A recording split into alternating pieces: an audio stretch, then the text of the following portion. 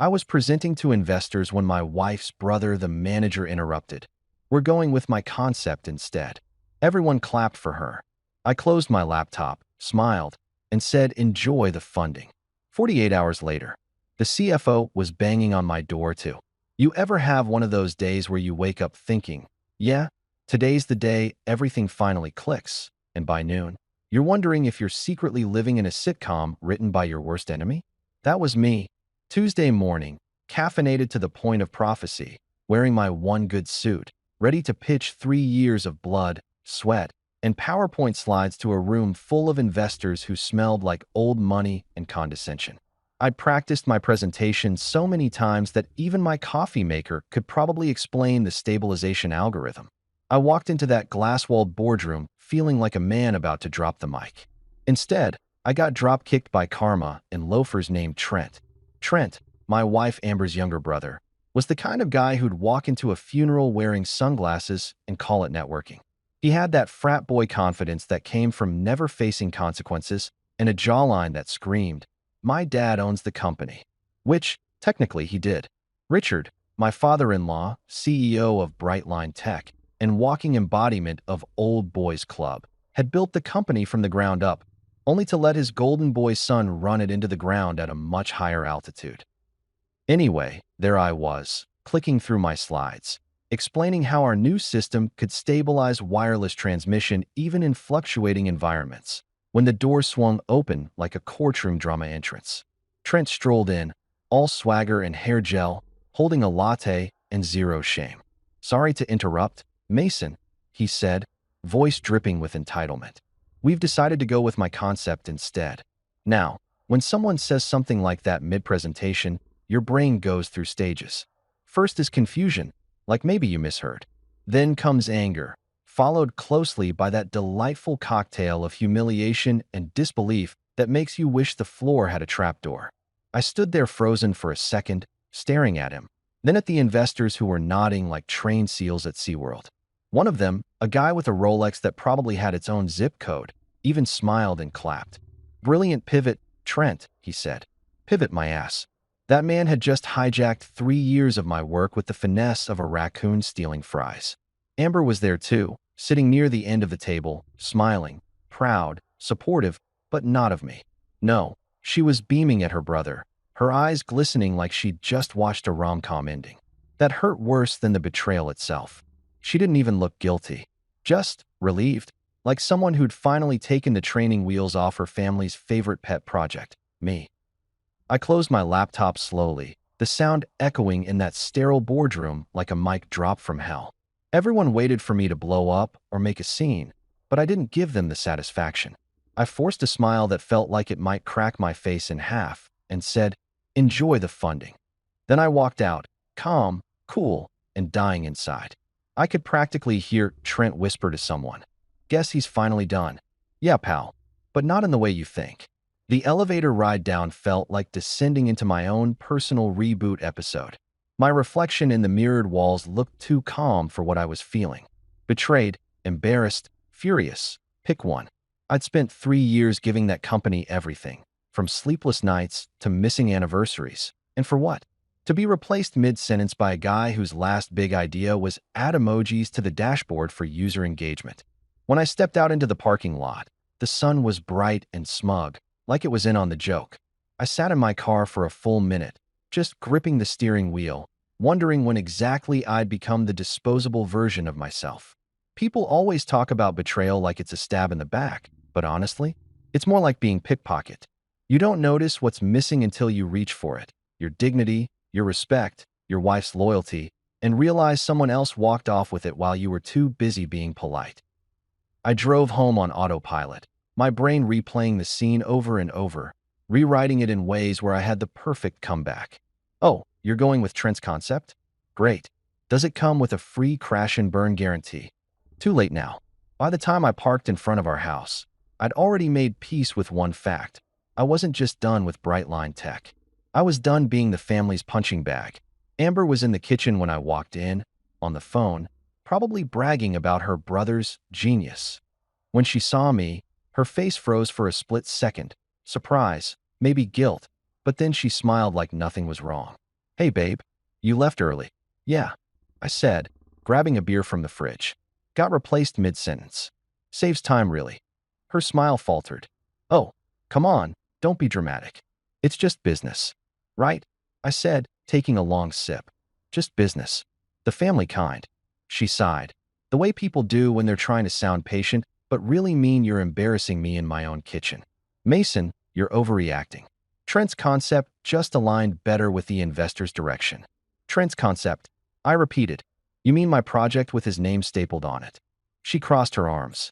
This attitude is exactly why Dad worries about you. You take things too personally. I laughed. Actually laughed. Yeah, well, getting robbed in broad daylight tends to feel a little personal, Amber. She rolled her eyes and turned back to her phone. You'll thank us later. This could be good for the company. There it was. They us. Not me. Not even him. Us. The family unit that apparently had a secret membership card I never got. I looked at her, this woman I'd married thinking we were partners, and realized she wasn't even on my side of the chessboard anymore. I was just the expendable pawn who thought love could outrank bloodline. I finished my beer, tossed the bottle in the sink, and said, you know what? You're right. I do thank you. You just saved me 3 more years of wasting my life. She frowned. Mason, don't be rash. But I was already walking out of the kitchen. Not storming, not slamming doors, just walking. The quiet kind of anger that doesn't make noise because it's too focused. I went straight to the study, pulled open the bottom drawer, and stared at the files I'd kept. Notes, test logs, backup drives. All of it. My work. My real work. I smiled to myself. They could have the fake presentation, the investors' applause, and the empty headlines. I had the real formula, and that meant they'd come crawling back eventually. That night, I couldn't sleep. Every time I closed my eyes, I saw Trent's smug face, Amber's approving smile, Richard's calculating stare. The whole performance played on loop like a bad commercial. Around 3 a.m., I got up, made a pot of coffee strong enough to remove paint, and opened my laptop. I started a new document titled Project Iron Core, Independent Version. The cursor blinked like it was daring me to start over. So I did. By sunrise, I'd outlined my next move. I wasn't going to rant online, sue anyone, or make a scene. That's what amateurs do. No, I was going to do what I did best, build something better. Something they couldn't steal because they wouldn't understand it. Revenge wasn't about screaming louder. It was about smiling quieter. So yeah, that Tuesday started as the day I got replaced mid-sentence. But by Thursday, I'd already started writing the next chapter, one where the punchline was mine. And if karma was listening, I was ready to make her proud. You ever have one of those days where you wake up thinking, yeah, today's the day everything finally clicks, and by noon, you're wondering if you're secretly living in a sitcom written by your worst enemy? That was me. Tuesday morning, caffeinated to the point of prophecy, wearing my one good suit, ready to pitch 3 years of blood, sweat, and PowerPoint slides to a room full of investors who smelled like old money and condescension. I'd practiced my presentation so many times that even my coffee maker could probably explain the stabilization algorithm. I walked into that glass-walled boardroom feeling like a man about to drop the mic. Instead, I got drop-kicked by karma and loafers named Trent. Trent, my wife Amber's younger brother, was the kind of guy who'd walk into a funeral wearing sunglasses and call it networking. He had that frat boy confidence that came from never facing consequences and a jawline that screamed, "My dad owns the company," which, technically, he did. Richard, my father-in-law, CEO of Brightline Tech, and walking embodiment of Old Boys Club, had built the company from the ground up, only to let his golden boy son run it into the ground at a much higher altitude. Anyway, there I was, clicking through my slides, explaining how our new system could stabilize wireless transmission even in fluctuating environments, when the door swung open like a courtroom drama entrance. Trent strolled in, all swagger and hair gel, holding a latte and zero shame. "Sorry to interrupt, Mason," he said, voice dripping with entitlement. "We've decided to go with my concept instead." Now, when someone says something like that mid-presentation, your brain goes through stages. First is confusion, like maybe you misheard.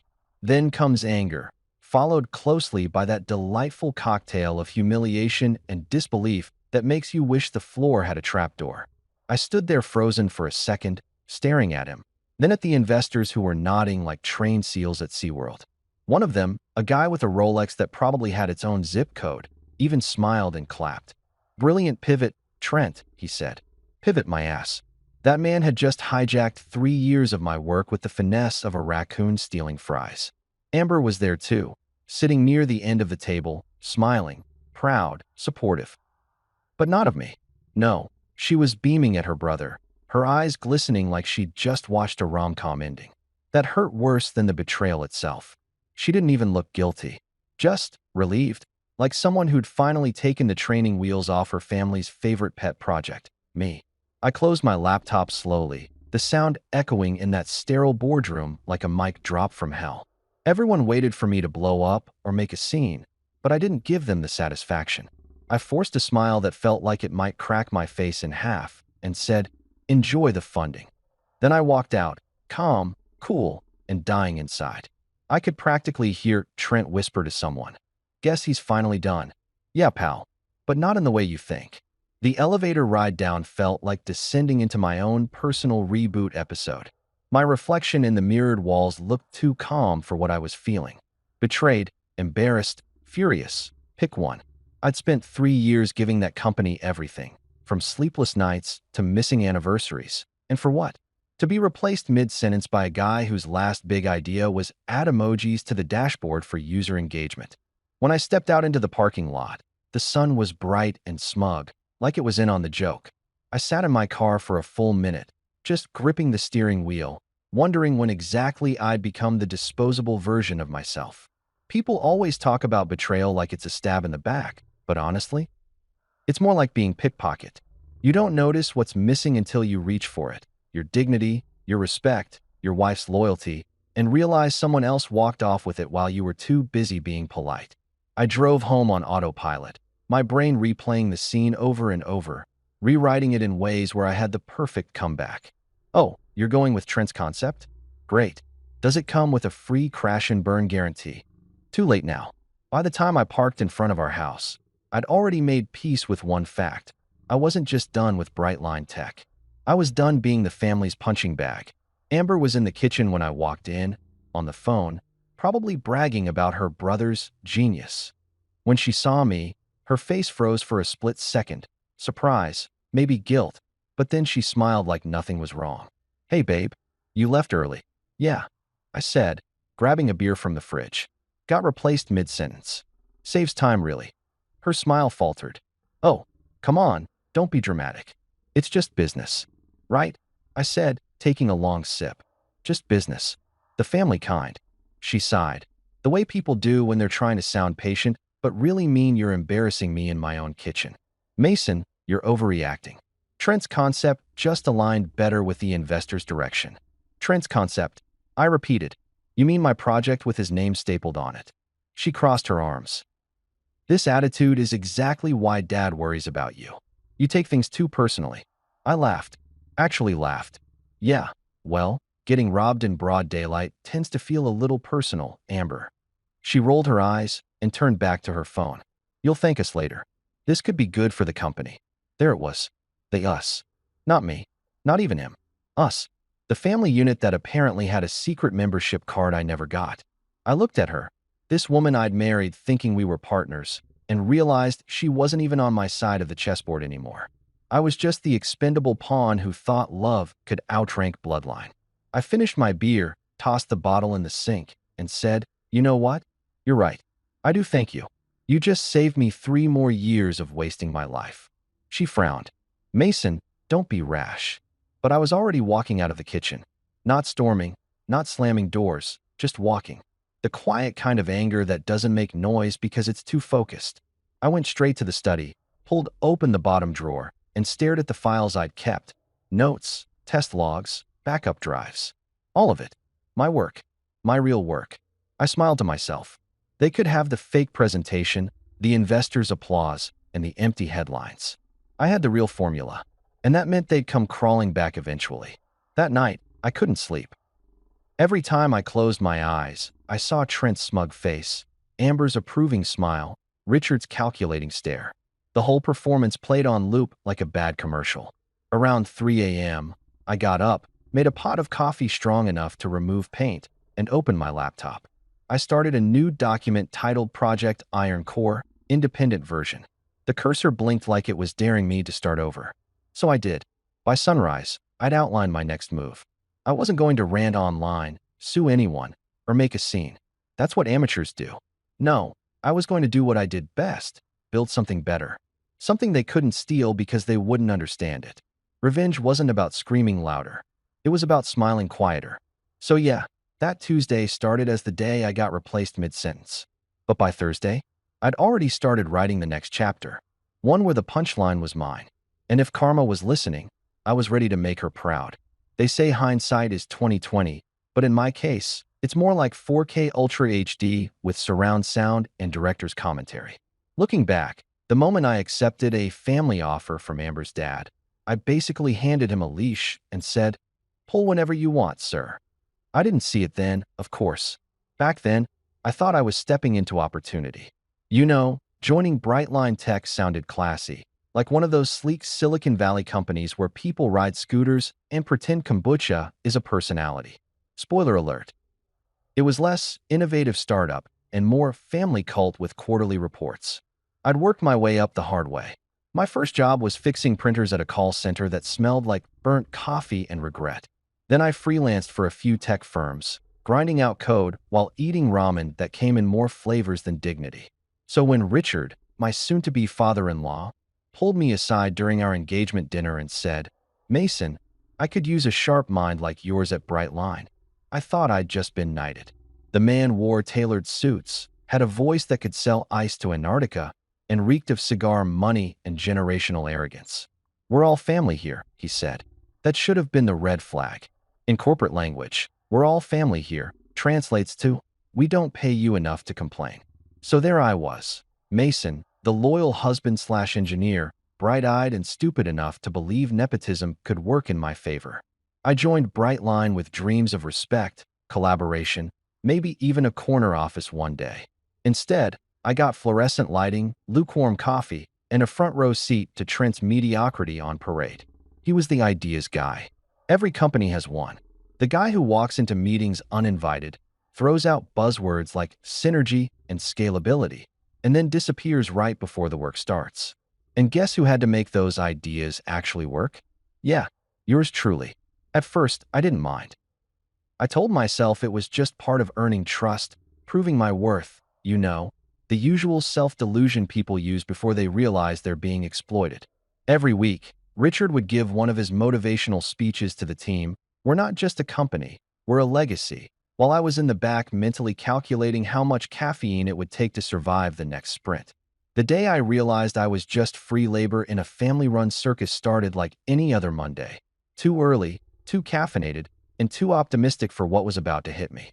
I was halfway through debugging a module when Trent strolled into my office, wearing designer sneakers and the confidence of a man who's never been told no. "Bro," he said, dragging out the word like it was a threat. "Dad wants to see the prototype." "Which one?"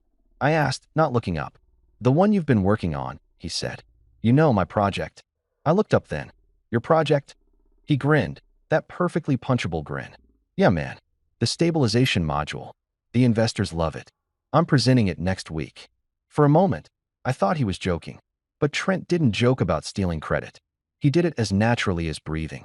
"You do realize," I said slowly, "that I wrote the entire code from scratch, right?" He waved his hand like I was interrupting his vibe. "We're family, Mason. What's yours is ours. If homicide was legal in small doses, I'd have qualified for parole by lunch." Still, I bit my tongue. Mostly because Amber had been pushing the whole "it's just temporary" line. She said her dad respected my work, that he saw me as a future partner in the company. Partner, my ass. I was the unpaid intern with better grammar. Her dad, Richard, was another piece of work. Imagine the monopoly man with a trust fund and a god complex. Every morning, he'd walk through the office with his trademark smile, that kind of smug calm people get when they've never had to reheat leftovers. He'd stop by my desk sometimes, pat my shoulder, and say things like, "Mason, we're counting on you to keep us innovative." Translation: do all the work while I take the credit at the shareholder dinner. And don't even get me started on the company culture. Brightline was less like a team and more like a reality show. Trent's girlfriend, Lexi, ran social media. His cousin, Greg, was head of HR despite thinking HR stood for hot receptionists. Even Amber worked there, technically in marketing, though her main role seemed to be defending Trent from accountability. I swear, nepotism in that office had its own employee ID. Every time I tried to raise concerns, Richard would say, "You're overthinking it, Mason. We're all family." I'd nod like an idiot while imagining a future where I invented a time machine just to slap my past self for believing him. Then came the week before the big betrayal, the one that kicked off my villain origin story. We had this major presentation scheduled, a pitch to land investors for a product that could literally change the wireless industry. I'd been perfecting the design for months, running simulations until my laptop sounded like it was training for a marathon. I submitted everything on the internal server, thinking my name would, actually stay on it. Guess what? The following Monday, a new version appeared. Same work, same format, but now the header said, Concept Lead, Trent Collins. The lights hummed overhead, and the whiteboard was covered in my notes, equations, formulas, outlines. In the quiet, I finally said it out loud. I'm the free labor. It was both depressing and liberating, like realizing your favorite restaurant's been giving you food poisoning for years. I packed up that night with one promise to myself: never again. The next time I walked into that building, I wouldn't be their pawn. I'd be the guy holding the whole board. And if that meant smiling through fake meetings, playing along with Richard's "we're all family" act, and letting Trent think he was the genius, fine. Let them dig their own hole. I'd be the one selling the shovels. So yeah, I didn't get here by luck. I got here by caffeine, unpaid overtime, and the sheer stupidity of believing family meant fairness. Brightline Tech wasn't just a company. It was a perfectly air-conditioned trap. But by the time I realized I'd walked into it, I was already planning my way out. Because if there's one thing I learned working for the Collins clan, it's that family might screw you over faster than a stranger, but they never see it coming when you screw back harder. You ever wake up the morning after a disaster and convince yourself it was all a dream? Yeah, that was me on Wednesday. For about 8 seconds. Then I saw the half-packed boxes in my living room, remembered Trent's smirk, Amber's "it's just business" speech, and boom, back to reality, population. One idiot husband who got professionally pickpocketed. I brewed my coffee like it owed me child support, triple shot, no mercy, and stared at my reflection in the microwave door. There it was, the face of a man who'd spent years saving a company that couldn't even save him a seat. My phone buzzed. I ignored it. Probably Amber texting something tone-deaf like, "You'll find something new. Proud of you for being mature." Mature. Yeah, because silence is maturity when rage could file a police report. By 8:30, I decided to go back to the office. Not for closure, not for revenge. At least that's what I told myself. I just wanted to collect my things before someone accidentally repurposed my desk into a shrine for Trent's greatness. I drove there in complete autopilot, windows down, the kind of morning sun that dares you to feel hopeful. My car stereo played some old rock track, and for a moment I almost convinced myself this was a new chapter. Maybe I'd start a consulting firm, maybe even teach. Then I pulled into the parking lot and saw the big Brightline logo shining like it was mocking me. My stomach dropped like it had seen the bill at a steakhouse. The lobby looked the same, modern, sterile, pretentious. Glass walls everywhere, like the building was proud of having no secrets. Except the big one they'd just pulled on me. Lila, the receptionist, spotted me immediately. Her eyes widened like she'd just seen a ghost haunting its own workplace. "Mr. Mason?" She whispered. "You okay?" "Fantastic," I said, "just cleaning up the crime scene." Her lips twitched. "If you need me to fake a fire drill while you sneak out, I can." "Appreciate it," I said, giving her a small smile. "But I think the place will burn on its own soon enough." I walked down the hall to my office. Correction, Trent's new innovation workspace, according to the sign on the door. He'd actually renamed it. The audacity was Olympic level. Inside, it looked like someone had tried to stage a tech bro habitat. My plants were gone, replaced with a neon "hustle hard" sign. My ergonomic chair had been swapped for some Instagram-friendly beanbag that screamed "unemployed in 6 months." I ignored the decor and went straight for my desk. Most of my stuff was still there: my notebooks, flash drives, a mug that said "World's Okayest Employee, Irony Hits Different Now." I I started packing quietly, but I could feel eyes on me. People walking by would slow down, pretending to check emails while sneaking pity glances. The rumor mill must have been working overtime. In corporate culture, watching someone fall from grace is better than Netflix. Then came the cherry on top. My so-called manager, Jeff, a guy who built his career entirely on forwarding my emails and calling it delegation, strolled in like he owned the place. "Hey, Mason," he said, too cheerful. "Didn't expect to see you." "Yeah," I said. "I wanted to leave before you changed the Wi-Fi password." He chuckled, missing the sarcasm entirely.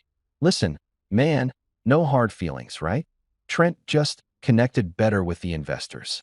"Of course," I said, closing a box. "They always love the guy with good hair and bad math." He frowned, clearly not sure if I was joking. Spoiler, I wasn't. Before he could reply, his phone buzzed. He glanced at it, mumbled something about a follow-up meeting, and bolted like a man allergic to confrontation. Typical Jeff, emotionally ghosting mid-sentence since 2016. I sat down for a moment, just to breathe, surrounded by the echoes of a job that used to mean something. Every scribble on the whiteboard, every sticky note, every dent in the desk, it was all me. Every sleepless night I spent making sure Trent didn't crash the project now looked like evidence in my own betrayal. My phone buzzed again. Amber. I sighed and looked. Her text said, "Trent's presentation killed." Everyone loved it. My thumbs hovered over the screen for a second before typing. "I bet." Then I tossed the phone onto the table like it was contaminated. The bitterness hit hard. The kind that makes your coffee taste like regret. I knew I had to leave before I said something unprintable to someone who didn't deserve the courtesy of hearing it. So I took one last look at the office, the desk that had seen more of my life than my own living room, and placed my company badge on top. I left it there like a calling card at a funeral. On my way out, Zara from research spotted me by the elevator. She was one of the few sane people in that building. "You're leaving?" she asked softly. "Seems that way." Her expression tightened. "You didn't deserve this, you know." "Yeah," I said, pressing the elevator button. "But life's not an HR department." She laughed, then frowned. "For what it's worth, Trent's demo was rough." That got my attention. "Rough? More like a tech apocalypse," she whispered. "He was sweating through his shirt by the second slide. Half the code crashed on launch. You could smell the panic from the hallway." I smirked. "Good. Hope the crash report sends him a thank you note." The elevator dinged, doors sliding open like the universe was cueing my exit. "If he asks for help," Zara said, lowering her voice. "What do I tell him?" I grinned. "Tell him to Google humility." The doors closed, and I couldn't stop smiling. For the first time that week, I felt something other than fury. I felt vindicated. Because no matter how much they'd taken from me, they couldn't fake competence. I drove home slower this time, letting that petty little joy marinate. The sky was overcast, but I swear it looked brighter than usual. When I got back, Amber wasn't there, probably out celebrating Trent's big win. Good. I needed quiet. I cracked open another beer, sat on the couch, and started flipping through my notebooks. Inside were pages of calculations, sketches, timestamps. All the proof I'd ever need that the core tech was mine. I'd kept backup logs, version histories, even cloud timestamps tied to my personal email. Every detail was airtight. As I looked through it all, something strange happened. I stopped feeling like a victim. I started feeling dangerous. There's a special kind of calm that comes when you realize the people who screwed you over are about to crash without you. They think they've won, but you're the only one holding the safety manual. It's like watching someone steal your car and knowing the engine blows up at 40 miles an hour. By evening, my phone had blown up with messages. "Amber again. Dinner tonight? Dad wants to talk." I stared at it for a full minute, then typed, "Tell him to talk to his new genius instead." Sent. Blocked. Freedom never tasted so satisfying. Later that night, as I boxed up the rest of my old work gear, I realized something. Every empire built on lies eventually collapses under its own ego. Brightline Tech was a house of mirrors. All flash, no foundation, and Trent had just set fire to the blueprint. As for me, I was finally out. No more fake family meetings, no more unpaid overtime, no more pretending I was part of something that only saw me as a tool. I poured another drink, raised it to the empty room, and said, "To new beginnings, preferably ones that don't involve in-laws." Outside, Thunder rumbled like the universe was toasting back. The next morning would bring phone calls, panic, maybe even a visit. But that night, sitting in my quiet apartment surrounded by my own work, my real work, I felt something I hadn't felt in years. Control. And for once, the only approval I needed came from the man in the reflection of my beer bottle. Tired, betrayed, but finally free enough to smile. Thursday morning, 9:02 a.m. I was halfway through making breakfast. If you can call black coffee and cold pizza a balanced meal, when my phone started buzzing like it owed someone money. I ignored it once, twice, but the third time, it started vibrating off the counter like it had something to confess. I glanced at the screen. Unknown number. Normally, that's a straight-to-voicemail situation, but something in my gut said, this'll be good. I answered with my most uninterested voice. Yeah. Mason. Buddy. It's Colin. Colin from Brightline. The voice was frantic, shaky, the kind of tone you hear right before someone asks if you know CPR. I sipped my coffee. Colin, I said flatly. The CFO.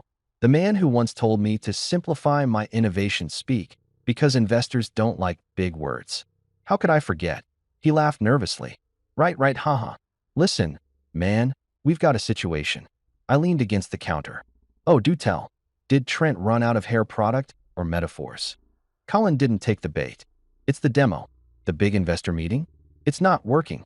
I pretended to gasp, clutching my imaginary pearls. Not working? You mean the revolutionary concept your golden boy developed all by himself? Look, Mason, he said, his voice cracking like a teenager at prom. We just need a few pointers. Maybe walk us through the build again? I swear it's urgent. The investors are flying in at 11. We can't afford another crash. I took a long sip, letting the silence marinate like fine revenge wine. Sounds serious. It is serious, he said, desperate now. Trent's freaking out, Richard's pacing the conference room, and Amber. Well, Amber's trying to do damage control with Claire from the investor group. We need you, man. I couldn't help it. I laughed. Out loud. Oh, I bet you do. But see, the thing is, Colin, I'm kinda busy right now. My toaster's having a mental breakdown, and someone's gotta supervise. Mason, please. Click. I hung up and grinned so wide I could have sold toothpaste. You know that deep, soul-level satisfaction that comes when karma finally does her job? That was me, standing in my kitchen with yesterday's pizza and a front-row seat to poetic justice. For once, I didn't feel powerless. I didn't feel small. I felt like the guy who left the movie 10 minutes early, knowing exactly how it ends. Still, curiosity's a stubborn friend.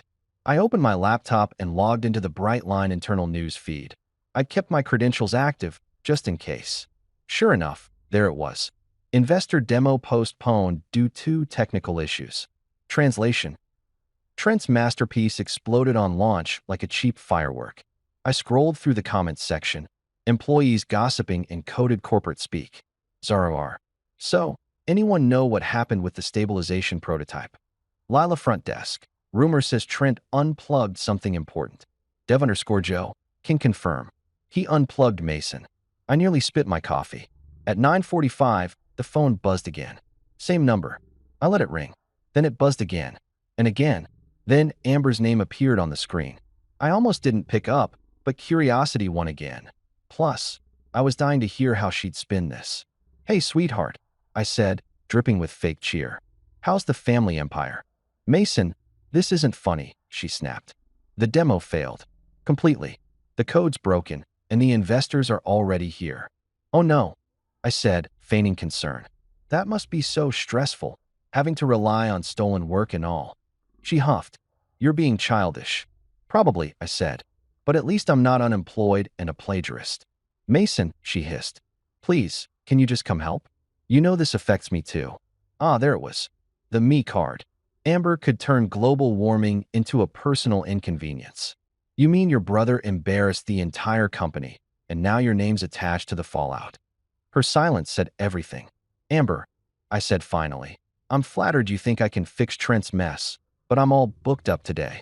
Got a lot of not saving idiots on the schedule. Then I hung up again, gently this time, out of respect for the art of satisfaction. For the next hour, I lounged on my couch watching reruns of Shark Tank, sipping my coffee while imagining the chaos over at Brightline. Richard pacing like a zoo lion, Colin sweating through his suit, Amber trying to look composed, while Trent probably blamed the air conditioner. I almost felt bad. Almost. By 10:30, the texts started pouring in. Zara, Colin, even Jeff, all variations of "please come back." My favorite was from Trent himself. "Bro, we need you. Bro."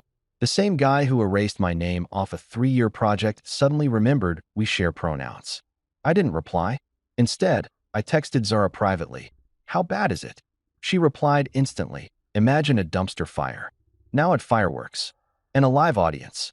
I laughed so hard I nearly choked. Around 11, I put on some music and went back to my laptop. Not the Brightline stuff, my stuff. The real formula. The one I'd quietly rebuilt under a new name, Iron Core. Cleaner, faster, smarter. I had it documented, patented, time-stamped. No one could touch it. Every line of code, every model refinement, every test result, mine. Theirs was a cheap imitation built on arrogance. My phone buzzed again. Colin, persistent as a telemarketer. I let it go to voicemail, then hit play just for fun. "Mason, buddy, it's Colin again. Look, we're sorry, okay? Maybe we handled things badly. But you've got to understand, the company's on the line here. The investors are threatening to pull funding. Trent's losing it. Please, just come by for an hour. I'll make it worth your while. Whatever you want, we'll figure it out." I whistled. Whatever I want, huh? That was rich coming from a man whose idea of negotiation used to be free parking validation. Still, I'll admit, hearing him panic lit something inside me. Not pity. Power. The kind of power that comes from knowing your silence is more valuable than their begging. Around noon, I got dressed. Nothing fancy, just jeans and a t-shirt that said "not my problem." I walked out to the balcony, phone in hand, and called Colin back. "Mason." "Thank God." I cut him off. "Hey, quick question. What's Trent doing right now?" He's rewriting slides. The investors are waiting in the conference room." "Cool," I said. "So here's what you're going to do. You're going to tell him I said hi. Then tell him I said no.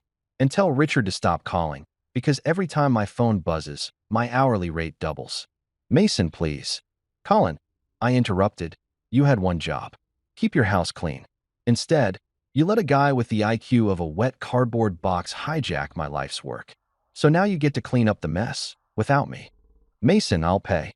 "Oh, I know you will," I said, smirking. "Just not me. Not anymore." Click. I turned off my phone and stared at the skyline. For the first time in a long time, I felt calm. Not the fake kind you practice in therapy, but the dangerous kind. The kind that comes when the people who wronged you finally realize they can't touch you anymore. My neighbor, an old guy named Ted who smoked cigars and minded everyone's business, yelled from his balcony, "You look too happy for someone on a work call." "Retirement," I said. He laughed. "Good for you, kid." "Smoked cigars and minded everyone's business," yelled from his balcony. "You look too happy for someone on a work call." "Retirement," I said. He laughed. "Good for you, kid." Yeah, retirement. From being everyone's fixer, from being taken for granted, from pretending I owed loyalty to people who'd sell me out for a LinkedIn post. By 2 p.m., I'd opened my email. Sitting there like a cherry on top was one from Brightlines HR. Formal notice. Intellectual property rights inquiry. I laughed so hard I nearly fell out of my chair. They actually thought they could threaten me for taking what was already mine. I replied with a single line, "Don't worry. I didn't take anything. That's why you can't make it work." Then I attached a smiley face. Professionalism matters. And as I hit send, I realized something. Revenge wasn't always about destruction. Sometimes it was just about timing, the perfect moment when you choose not to save them. Because watching arrogance implode from a distance, that's the kind of therapy money can't buy. Phase 1 of Poetic Justice was officially complete. 2 hours after I told Colin to Google humility, I was sprawled on my couch, halfway through a rerun of Suits, enjoying the kind of peace only other people's chaos can bring. My coffee had gone cold, my phone was on airplane mode, and I was humming along to the theme song like a man whose enemies were finally paying their karmic bills. Then came the knock. Not a polite, "Excuse me, may I?" knock. No. This one sounded like the person on the other side had a personal grudge against Wood. 3 rapid, heavy thuds, followed by silence. The kind of silence that says, "Open up or I'll start using my forehead." I sighed. If that's another delivery scam, I swear. I opened the door, and there he was. Richard Collins, my father-in-law, CEO of Brightline Tech, destroyer of good moods. Except this time, he didn't look like a man in charge. His perfect hair was slightly out of place, his tie hung loose like it had given up on him, and there was a faint layer of sweat glistening on his forehead. It was like seeing a lion show up at your door wearing a flea collar. "Mason," he said, with the calm tone of a man pretending he didn't just spend the morning in corporate hell. "We need to talk." "Do we?" I asked, leaning against the doorframe. "Because last time we talked, you said, and I quote, 'This family doesn't tolerate emotional decisions in business.' Seems like karma heard you." He forced a smile, the kind people wear at funerals. "Look, son, please don't," I said, holding up a hand. "You lost son privileges the moment your actual son stole my project." His jaw twitched. "Fine. Mason, I came here to make things right." I tilted my head. "That's so? Or did your Golden Boy Science Fair project explode in front of investors?" His silence confirmed it. I stepped aside, gesturing toward the couch. "Come in, but wipe your shoes." Sarcasm isn't the only thing I don't want on my floor. He hesitated, then entered, looking around like the apartment was foreign territory. Which, to be fair, it probably was. He didn't exactly visit the homes of the people who made him rich. I sat opposite him and let him speak first. Always let desperate men dig their own hole. "Mason," he began, smoothing his tie like it might help him find dignity. "The investors, well, they're considering withdrawing completely. Trent's demo malfunctioned. The system crashed multiple times. The backup presentation failed. Colin nearly fainted. Sounds like a normal Brightline meeting," I said. His eyes narrowed. "We can fix this. You can fix this." Ah, there it was, the compliment disguised as command. I leaned back. "You're right. I can. But the better question is, why should I?" "Because," he said quickly, "this company is part of your legacy too. Amber's legacy. Don't you want to protect what you helped build?" I laughed. Loud, genuine, the kind of laugh that fills the room and makes the other person realize they just lost control of the conversation. "Richard, the only thing I built there was unpaid overtime and trust issues." His composure cracked for a moment. "You're being unreasonable." "Unreasonable," I repeated. "That's rich coming from a man who let his son plagiarize me in front of a live audience." He sighed heavily. "Mason, we both know Trent made mistakes. But he's still family. And family deserves second chances." "Ah," I said, raising a finger, "but I'm family too, right? Or did that membership expire when I stopped being useful?" He went quiet again. Then, finally, he said the words I'd been waiting for. "What will it take to bring you back?" There it was. The sound of desperation dressed in diplomacy. I let it sit in the air for a moment. "Name your terms," he said, leaning forward now, voice almost pleading. "Salary, position, recognition, whatever it is, we can make it work." I smiled slowly. "Okay, first term. Trent publicly admits he has the IQ of wet cardboard." His face froze. "Be serious." "I am," I said, "because that's what it'll take to balance the scales. Until then, I'm just watching this corporate car crash from a lawn chair." "Mason," he said, his tone sharpening, "this isn't a joke. People's jobs are on the line. And whose fault is that?" I shot back. "I spent years being told to stay in my lane. And now you want me to take the wheel because Trent can't drive without hitting a wall." He exhaled through his nose, clearly fighting back the urge to say something regrettable. "You're making a mistake. You can't take company research with you. Everything you built at Brightline belongs to Brightline." I grinned, slow and deliberate. "Don't worry. I didn't take anything. That's why you can't make it work." He blinked. Once. Twice. The realization landed like a brick. "You didn't," he said quietly. "Oh, I did," I replied, "just not for you." He stood up then, straightening his jacket as if that would restore the authority he'd just lost. "You're playing a dangerous game, Mason." "Then it's about time you learned how to lose," I said. For a second, I thought he might actually explode. The kind of silent rage where a vein pops and you start reevaluating your life choices. Instead, he just nodded stiffly. "You'll regret this." I shrugged. "Maybe, but at least I'll enjoy the view from this side of regret." He walked toward the door, but before leaving, he turned back and said, "Amber won't forgive you for this." I smiled. Funny. She never forgave me for being smarter than her brother either. Door closed. End of meeting. I stood there for a moment, staring at the spot where Richard had just stood, the great CEO of Brightline, reduced to a desperate salesman trying to buy back competence. I almost felt sorry for him. Almost. But then I remembered all the times he'd called me emotional when I challenged him in meetings, or the way he'd patted Trent on the back for stealing my lines. And that sympathy evaporated faster than his company's market confidence. I sat back down, cracked open a soda, and turned on some jazz. The kind of smooth, arrogant music that makes victory feel cinematic. My phone buzzed again. This time, a text from Amber. Amber, Dad came to see you. Please tell me you didn't make it worse. Me? Oh, absolutely. It's my new hobby. She didn't reply. Instead, a few minutes later, I got a call from Zara. Okay, she said breathlessly. Whatever you did, it worked.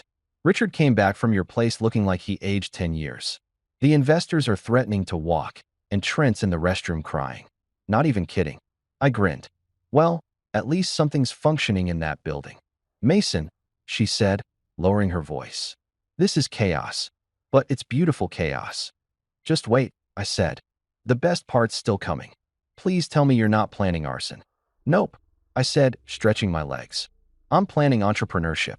That night, as the city lights flickered outside my window, I started drafting the final blueprint for Iron Core Labs. My own company, my own tech. No stolen credits, no family politics, no fake smiles. Just my work, my name, and my rules. By the time midnight rolled around, I'd already registered the domain and written a tagline, built on integrity, powered by revenge. And the best part? I wasn't even angry anymore, just amused. Because when people like Richard and Trent hit rock bottom, they don't realize it's not gravity that pulled them there, it's ego. So yeah, a visitor named Desperation came knocking that day.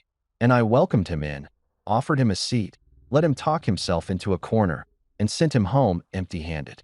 It felt like redemption served at room temperature, with a side of petty satisfaction.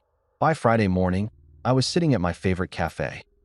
The one with Wi-Fi strong enough to download Karma in HD, nursing my fourth cup of coffee and wondering what victory was supposed to feel like.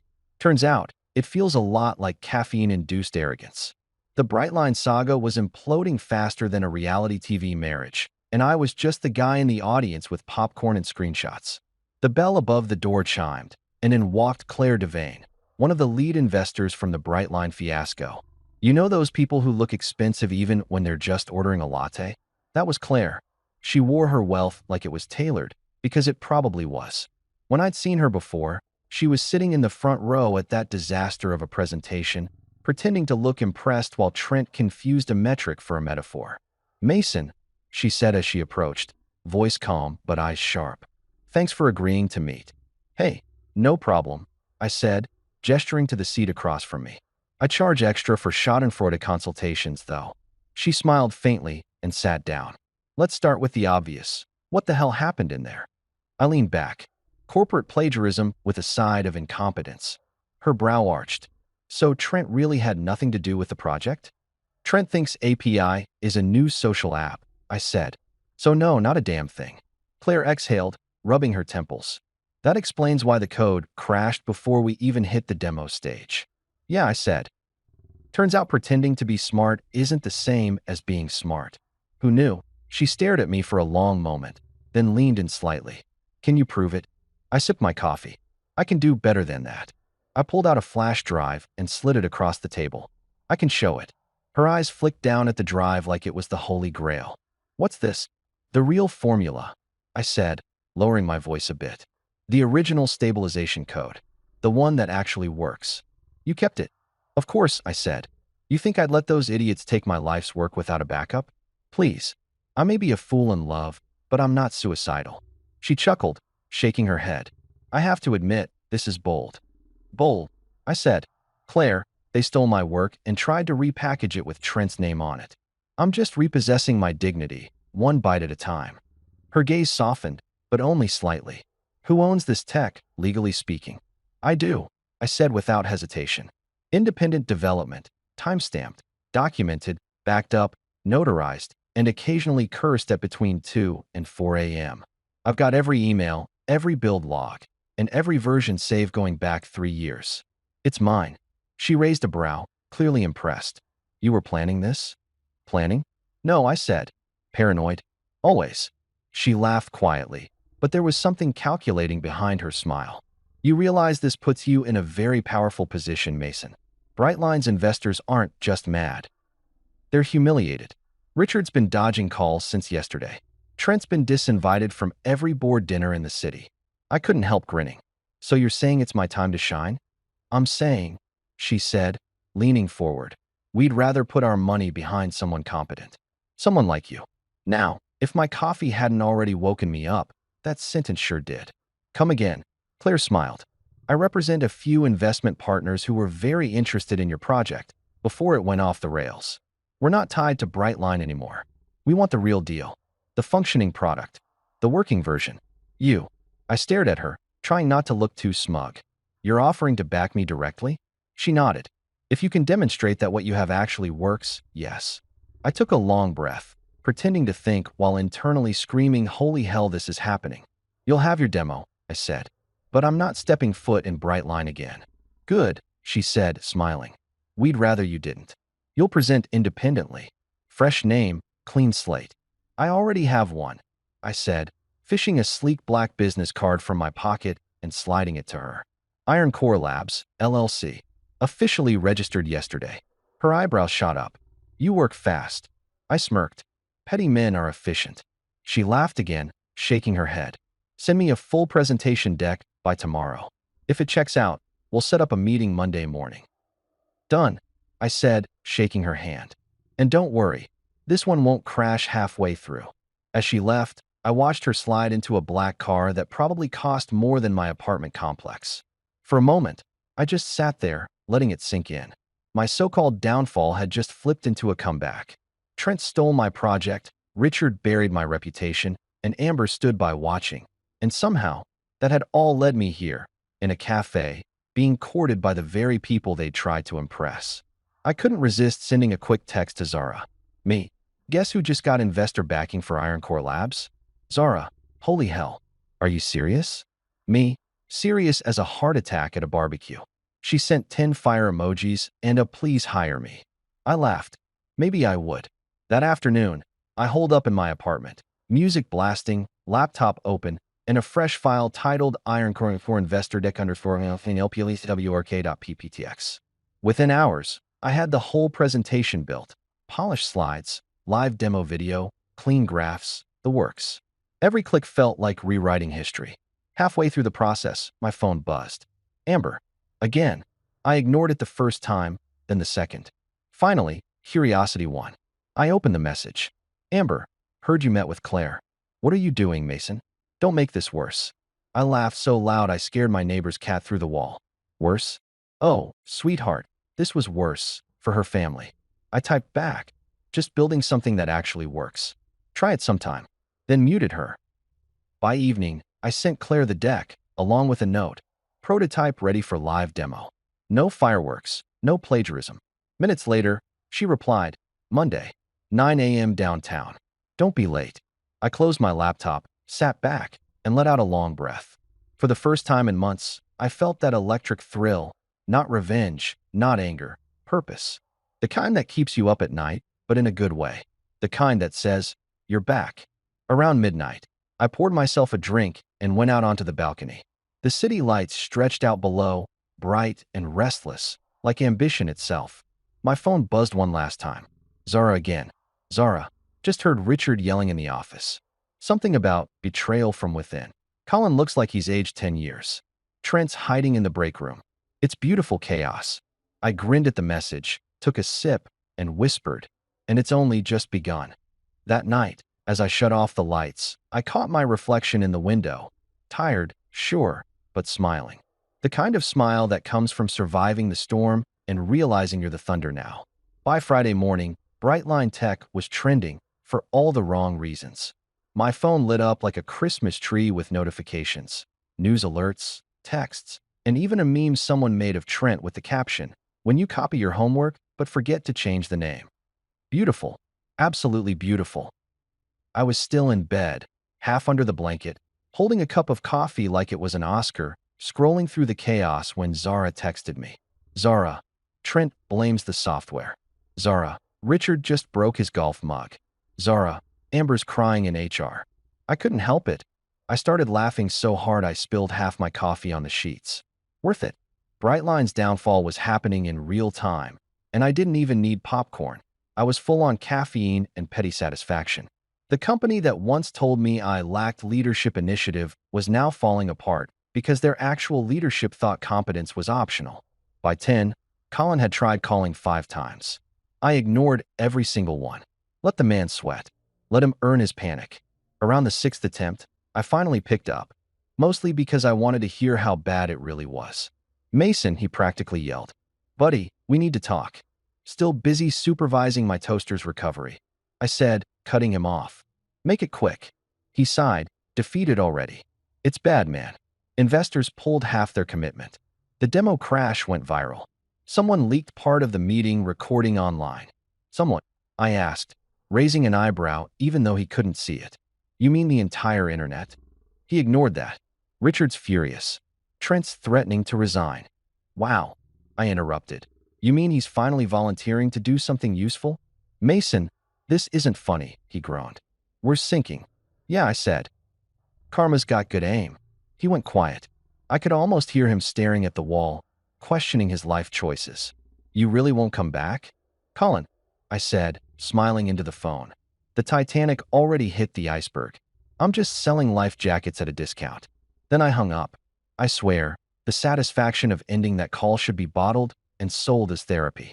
After that, I decided to get some air. I threw on a hoodie, grabbed my laptop, and went to a nearby cafe, the same one where I'd met Claire. The place was buzzing, and not just from espresso. A few people at a nearby table were actually talking about Brightline. Did you see the video? That CEO guy looked like he was about to cry. I heard the investors walked out halfway through. Man, that's what happens when you fake it till you break it. I sipped my latte and smiled like the universe's favorite audience member. My phone buzzed again. Zara, my unofficial correspondent, was back at it. Zara. Colin just blamed the janitor for bad energy. Zara. Trent locked himself in his office. Zara. Amber's asking if you're behind this. Me. Tell her I'm too busy being awesome. A few seconds later, Zara sent a photo. Amber sitting in HR, mascara smudged, eyes red. I zoomed in, not out of cruelty, okay, maybe a little, but because it was poetic.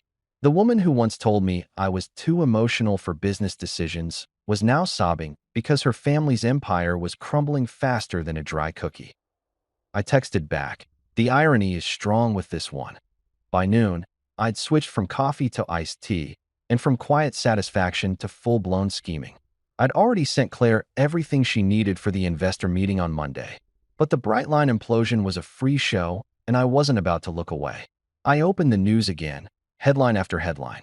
Brightline Tech faces investor exodus after failed demo. Richard Collins silent amid corporate collapse.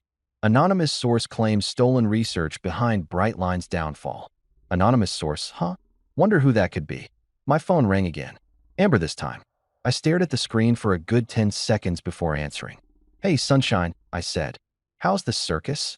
Mason, she said, voice trembling. I'm trying to fix this, but the investors won't even talk to Dad. What did you do? I smiled. Nothing illegal, if that's what you're asking. Mason, this is serious. Our reputation is ruined. I interrupted. Amber, when your brother stole my work, it became your family's problem. I'm just enjoying the rerun. Please, she said, voice breaking. Can't you just help them? They'll make it right. I leaned back, taking another slow sip. I did help Amber. For 3 years. They didn't want my help then. Now they can enjoy the sequel. She was silent for a long time. Finally, she said, you're cruel. No, I said softly. I'm consistent. Then I hung up. Again. God, that was becoming my favorite part of the day. Around 2 p.m. Zara sent another update. Zara. Trent tried to demo again to prove himself.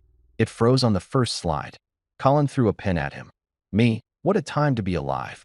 Zara also. Amber's packing up her desk. I blinked at that last part. Amber quitting? That was new. Me, why? Zara.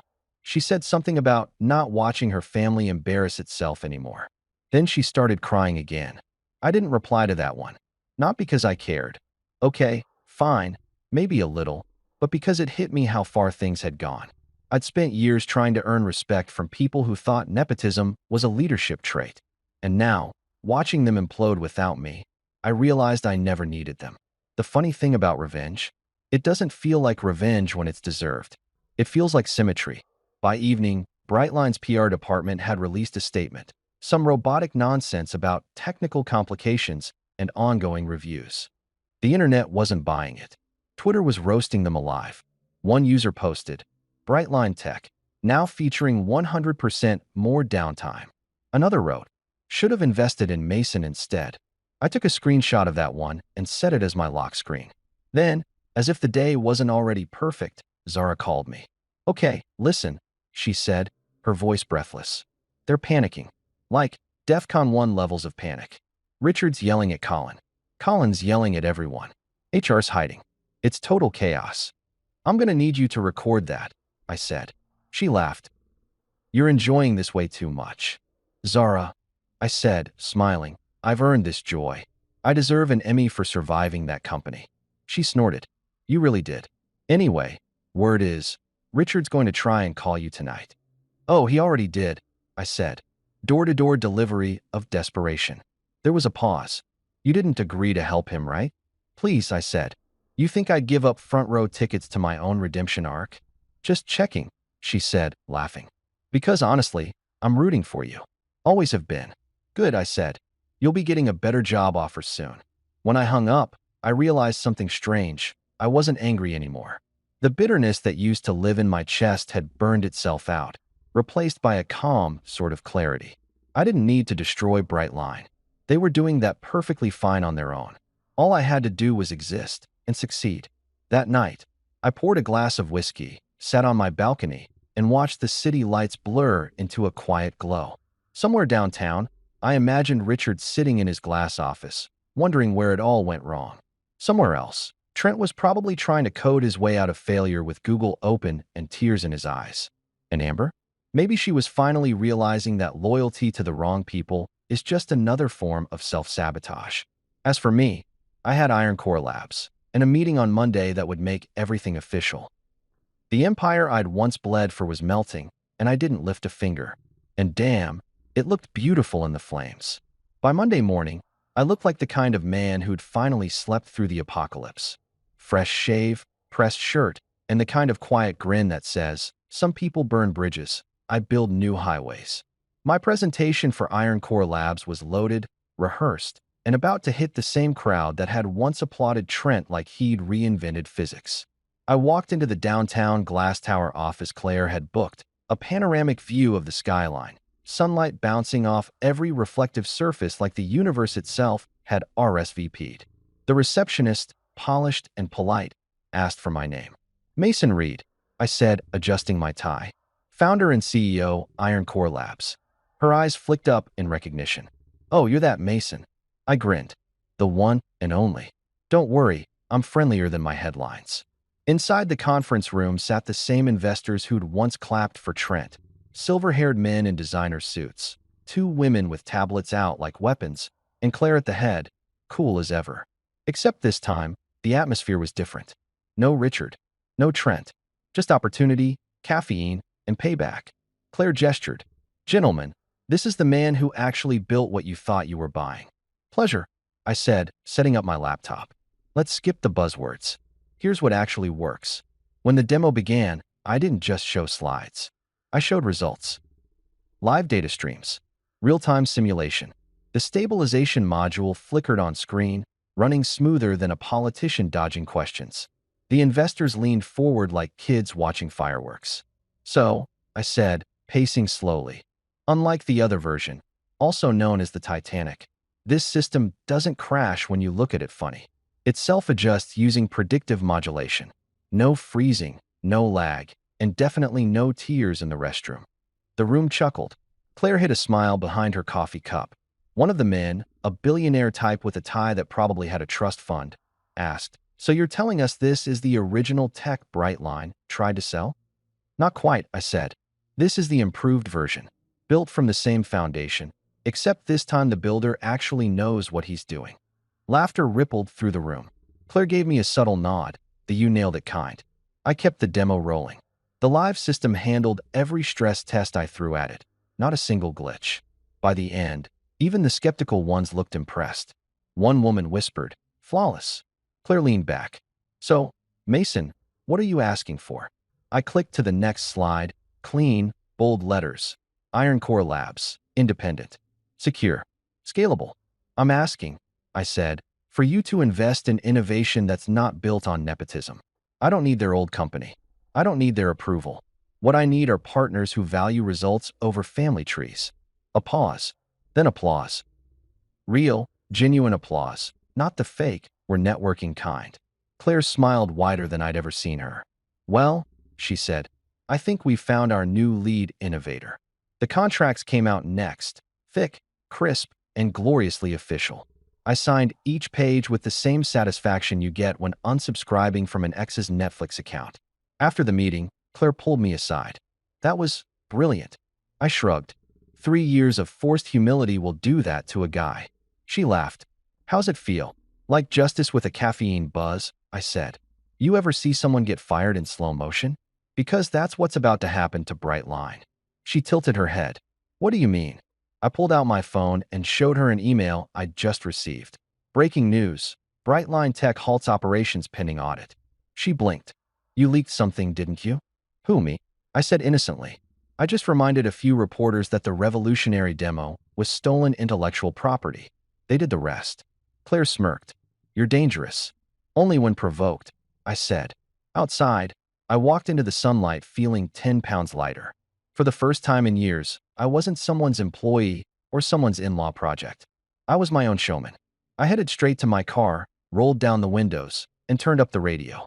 The announcer's voice cut through the static. In tech news, Brightline Tech faces massive backlash after reports of internal misconduct and product theft. Sources claim a former engineer, Mason Reed, may have been the rightful creator of their failed product. I actually laughed out loud. "Former engineer, huh? Try upgrade." My phone buzzed again. Zara, naturally. Zara. They're losing their minds. Richard's been in meetings all day. Trent's hiding. Amber's threatening PR lawsuits. Me. And I just got funded. Zara. No way. Iron Core. Me. Iron Core. Signed and sealed. Zara. Holy crap, Mason. You did it. Me. Correction, we did it. You're getting a job offer soon. Her reply was all caps and celebratory emojis. By lunchtime, I was walking into a rooftop restaurant, phone buzzing nonstop with congratulations from old coworkers, friends, even one or two Brightline employees who'd jumped ship mid-sinking. Everyone wanted to know the same thing. Was the rumor true? Oh, it was true, and I was loving every second of it. I ordered a burger, toasted my success with a Coke, and replayed the week's events in my head like a highlight reel. Me, walking out of that boardroom in humiliation. Richard begging at my door. Trent crying into his PowerPoint. Amber realizing her last name wasn't a career. And now, me, signing multi-million-dollar contracts under a new name. When the waitress brought the bill, she smiled. "Are you the guy from the news?" I chuckled. "Depends. Do I look guilty or successful?" "Successful," she said. "The guilty ones don't tip well." I left her a 20. Petty men have class too. That evening, I drove home through downtown traffic, phone still buzzing with updates. A text from Colin popped up. "Colin, you really did it. Congrats, man. Wish I'd backed you sooner." Me, "You wish right." And then another message from an unknown number. "Unknown, we need to talk." Amber. I stared at it for a long moment, then set the phone face down. She could wait. I had better company now. Success, vindication, and the faint sound of karma breakdancing in the distance. At home, I poured myself a drink, opened my laptop, and checked the new Iron Core Labs email account. Dozens of inquiries already, potential hires, partnership offers, press interviews. I smiled. This was how it should have been all along. As the city lights flickered on outside, I thought back to that day in the boardroom when Trent cut me off mid-sentence. That smug look, that applause, Amber's proud little smile. It was burned into my memory, but now it didn't sting. It was fuel. Because if he hadn't humiliated me that day, I might never have left. I'd still be fixing his broken code, and pretending to be grateful. Instead, I'd become the guy who stole the spotlight back without even raising his voice. My favorite part? Watching them try to explain my success to the press. He was a valued team member. Yeah, right. The same team member they replaced with nepotism and ego. I opened one last message from Claire. Claire, congratulations again, Mason. Investors are thrilled. Also, Brightline reached out. They want to meet. I said no. Smiley face. I laughed so loud my neighbor's dog barked. That night, sitting by my window, city glowing like a promise, I realized something simple but powerful. Revenge doesn't always come with fire and fury. Sometimes it comes with contracts, applause, and the quiet click of a pen signing your name where there's used to be. I'd return not with vengeance, but with proof. Proof that I was the real showman all along. And as far as comebacks go, mine deserved a standing ovation. It was late, somewhere between reasonable bedtime and emotional damage o'clock, when the knock came. I'd just finished sending the final payroll setup for Iron Core Labs, officially becoming the boss I used to dream about having. The apartment was quiet, jazz playing low in the background, a single lamp on. My drink sat untouched, because honestly, victory was intoxicating enough. Then came that knock. 3 soft taps, then 2 louder ones. Hesitant, but desperate. You can always tell when guilt's the one knocking. It doesn't have rhythm. I sighed, muting the music.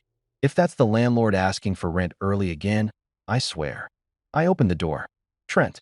He looked nothing like the smug, cologne-drenched idea man who'd stolen my project and strutted around boardrooms like he invented oxygen.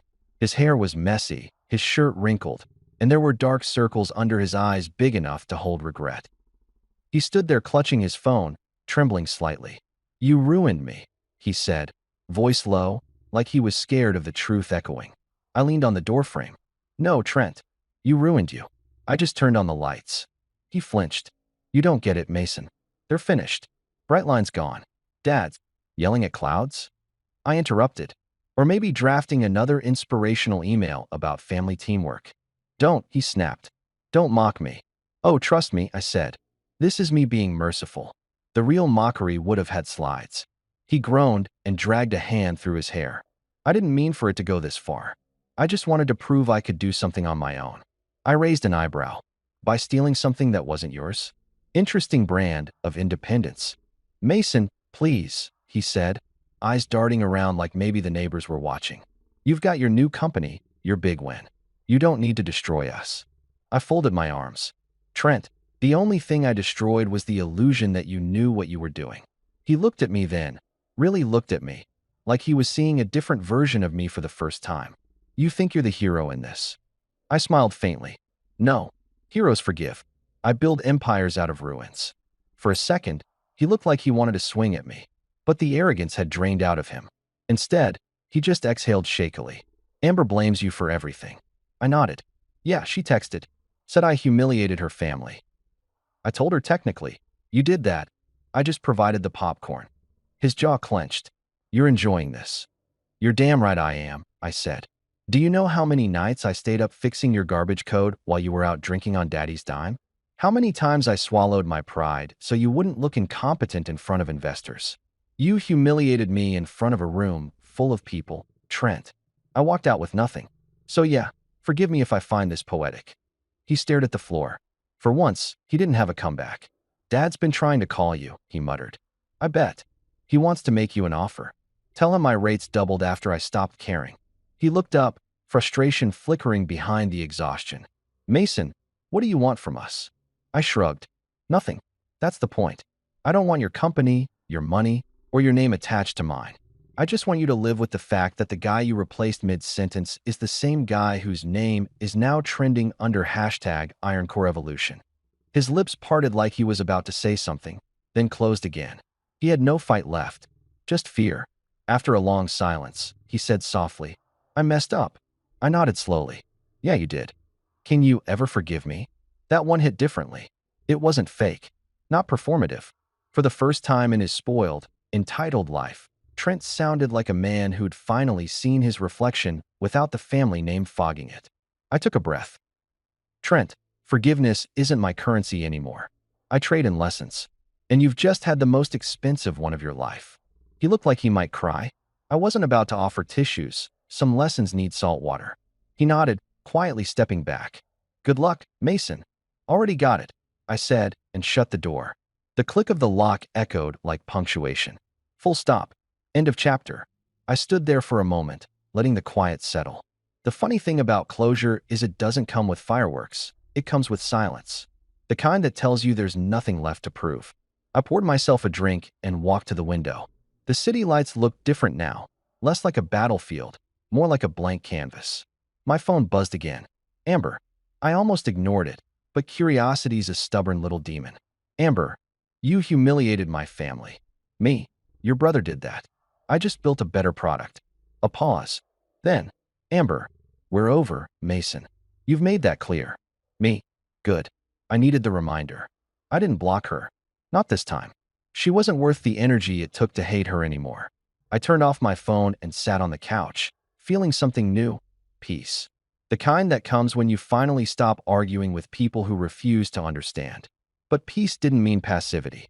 No, I had work to do. Big work. Iron Core Labs wasn't just a rebound project. It was the future. The kind of company that valued brains over bloodlines. I opened my laptop again, the screen casting a soft glow across the room. On my homepage were the latest numbers, investor confirmations, pending contracts, even early product interest. It was happening. Everything Brightline pretended to be, Iron Core was becoming for real.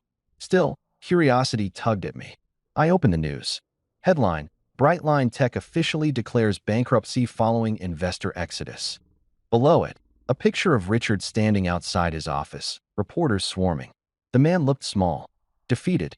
The caption read, "A company once valued at $400 million now under investigation for mismanagement and IP theft."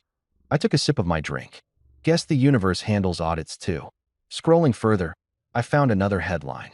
Former Brightline engineer launches Iron Core Labs, attracts record funding.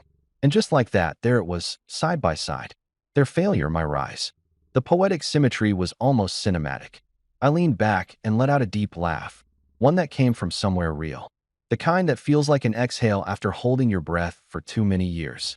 A knock startled me again, lighter this time. I half expected Trent to return with more apologies.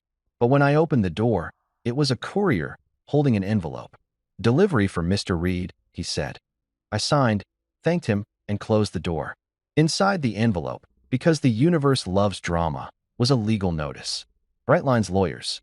Cease and desist regarding the Iron Core prototype. I laughed so hard I had to sit down. They were really trying this again. I grabbed a pen and scrawled my response across the first page in bold marker. Already patented. Already funded. Already yours. Sincerely, the guy you underestimated. I snapped a picture of it and emailed it to Richard's office. Then I poured another drink, raised it toward the ceiling, and said quietly, "To poetic justice." Somewhere downtown, Brightline's last lights were flickering out. And here I was, alive, unbothered, thriving. The knock of defeat had come to my door tonight, wearing the face of a man who once stole my voice. And I answered it, not with anger, but with a smile. Because this time, I didn't need revenge. I was the revenge. 48 hours. That's how long it took for everything to come full circle. 48 hours ago, I was the guy everyone at Brightline whispered about in pity, the poor bastard who got replaced mid-sentence by his wife's brother. Today, I was on the cover of TechFront Weekly, holding a cup of coffee like it was a trophy, under a headline that read, "Iron Core Labs, the Phoenix startup that rose from corporate ashes." If poetic justice were a flavor, I'd be licking the spoon. The article was brutal for them. The journalist didn't pull punches. The first paragraph compared Brightline's collapse to a family-run theme park catching fire while the owners argued over who forgot to feed the lions. I almost framed that line. I was sitting in my apartment, which now doubled as Iron Core HQ, surrounded by empty coffee mugs and the faint hum of the city outside. My inbox was overflowing. Investors, reporters, people who used to ignore me at networking events now suddenly wanted a quick call to discuss potential synergies. Translation: we didn't believe in you when it mattered, but now that you're winning, can we breathe near your success? My phone buzzed. Colin. Again. I picked it up this time, purely for entertainment value. "Mason, he said, voice cracking. Please tell me you've seen the news. Oh, I've seen it, I said, spinning lazily in my chair. It's my new favorite bedtime story. This is bad, man, he said, panic seeping through the line. Richard's losing it. We're completely out of funding. The board's resigning. I don't even know who's still technically employed. That's wild, I said, feigning sympathy. Almost like firing your smartest employee and replacing him with a haircut was a bad idea. He groaned.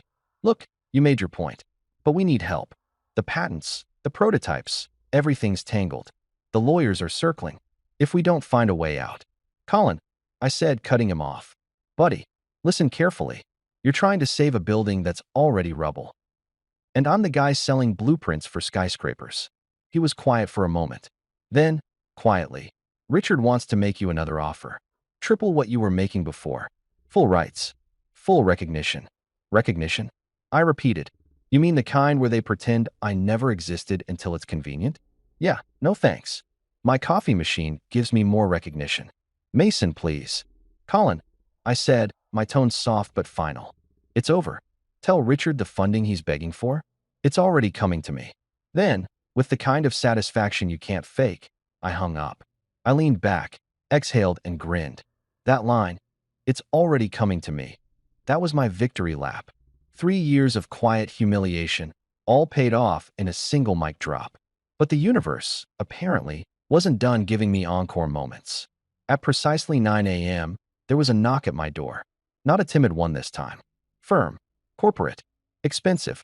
I opened it and found myself looking at a man in a dark navy suit, holding an envelope with the Brightline logo barely visible under a coffee stain. He looked like he hadn't slept in a week. Mason Reed, he asked. Depends, I said. You here to sue me or congratulate me? He didn't blink. Both, probably. Cool, I said, stepping aside. Come on in. I've got coffee and moral superiority. He handed me the envelope. Official notice from Brightline's legal department. I tore it open while he stood there, fidgeting. Inside was a cease and desist letter. Again, claiming that Iron Core's tech potentially infringed on proprietary Brightline intellectual property. I read it once, then laughed so hard the poor guy jumped. You're serious? They're still doing this. I'm just the messenger, he said quickly. They also asked if you'd consider a meeting to amicably resolve things. Amicably, I repeated, smiling. That's lawyer speak for we're desperate and can't afford the lawsuit. He looked like he wanted to vanish. So should I tell them? Tell them I'll meet? I said. His eyes widened. But not at their office. They can come here. I like home field advantage. He nodded nervously and left. 10 minutes later, my phone buzzed. Private number. I answered. Mason, came Richard's voice. Gravelly. Tired. Humbled. 3 words I never thought I'd use about that man. We appreciate you agreeing to talk. I didn't agree to talk, I said. I agreed to watch you squirm in person. There's a difference. He sighed. You've made your point. We made mistakes. Plural, I said. Lots of them. Some in PowerPoint. I'm not here to fight, he said. We're offering a buyout. 50% ownership in Iron Core in exchange for merging under the Brightline umbrella. You'd have full operational control. I nearly spit out my coffee.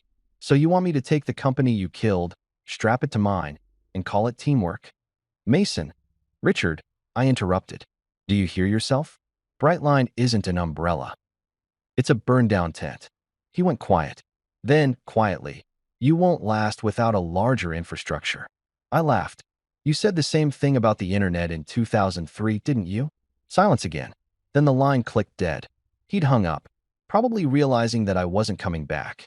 Not for any price. By noon, the internet had decided Brightline was officially canceled. Employees were posting their resignation letters on LinkedIn like war trophies. One guy captioned his post, leaving the Titanic before it becomes a submarine. It had 12,000 likes. Claire called later that afternoon. Mason, I just got off a call with the board. You'll want to hear this. Let me guess, I said. They're dissolving. Faster than an antacid soda, she said. Their investors are redirecting funds to you. I smiled. Good to know I'm a great recycling program. She chuckled. How does it feel to be the man who dethroned a family empire?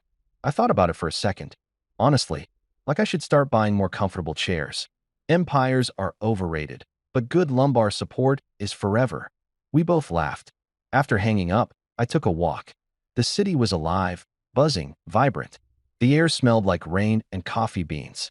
I stopped at a newsstand. Yeah, they still exist. And there it was again, Iron Core Labs, the startup that outsmarted legacy giants. I bought 3 copies. Not for ego, just for history. As I crossed the street, my phone buzzed again. This time, a text from Amber. Amber, you won. I stared at the words for a moment, feeling nothing. Me, no. I just stopped losing. She didn't reply. I didn't expect her to. When I got home, I poured myself another coffee. I swear my bloodstream was 70% espresso at this point, and sat down to review Iron Core's new contracts. Everything was falling into place. Offices, staff, funding, freedom. Still, something tugged at me. A strange emptiness sitting underneath the victory. For so long, my drive had been fueled by anger, by the need to prove them wrong. Now that I had what next? I opened the window and stared at the skyline, the same one I used to look at after miserable workdays, wondering when my break would come.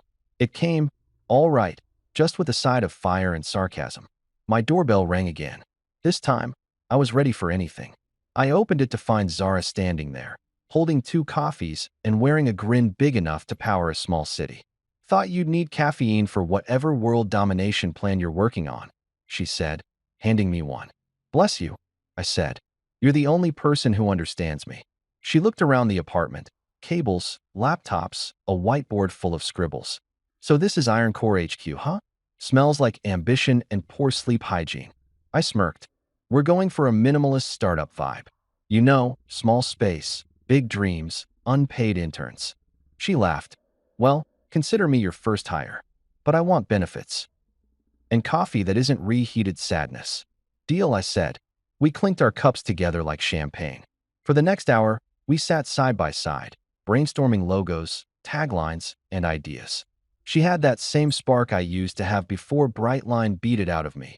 Pure creativity, unfiltered optimism. It reminded me why I started this in the first place.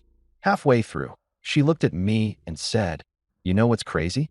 You could have walked away quietly, found another job, but instead, you built something better.